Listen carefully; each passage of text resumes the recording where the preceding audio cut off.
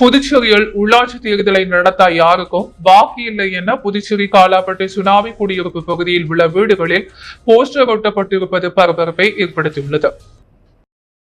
Puducherry Kalapet tsunami குடியிருப்பு பகுதியில் சுமார் 1400 குடும்பங்கள் வசிக்கின்றன. இப்பகுதியில் சுத்தமான குடிநீர் இல்லை, பாதுகாப்பான மின் வசதி இல்லை என்ற குற்றச்சாட்டு நீண்ட காலமாக உள்ளது.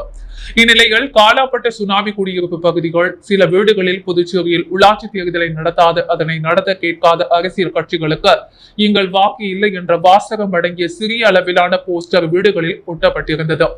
இது குறித்து மக்கள் நலசங்க நிர்வாகிகள் குமார், ஆனந்தன், பிரகாஷ், சேகர் ஆகியோர் கூட்டாக கூறும்பொழுது, காலாப்பட்டு சுனாமி குடியிருப்பு எங்கள் தெருவில் பூமிக்கு அடியில் சென்ற பின் வயல்கள் பழுது காரணமாக கடந்த 10 ஆண்டுகளாக திருவிளக்குகள் எரியவில்லை. அதனை சரி செய்ய பலமுறை கேட்டும் நடவடிக்கை எடுக்கவில்லை. இங்குள்ள 4 வணிக வளாகங்கள் மற்றும் மின் அலுவலகம் 10 ஆண்டுகளாக திறக்கப்படாமல் பூட்டியே பாழடைந்து கிடக்கிறது. இதனை சரி செய்ய பல முறை கேட்டும் நகராட்சியும் மின்துறையும் நடவடிக்கை எடுக்கவில்லை. ஆனால் கட்சி தேர்தலில் ஓட்டுக்காக தொகுதி சட்டமன்ற உறுப்பினர் ஒவ்வொரு தெருவிலும் குடிநீர் குழாய் புதுப்பிப்பதாகவும், சைடு வாய்க்கால் அமைப்பதாகவும், விளையாட்டு மைதானம் அமைப்பதாகவும் கடந்த மாதம் பூமி பூஜை செய்து எந்த பணியும் துவங்கவில்லை. தேர்தலுக்காகவும் ஓட்டுக்காகவும் ஒரு பூமி பூஜையை செய்து எங்களை ஏமாற்றியதாக தெரிகிறது.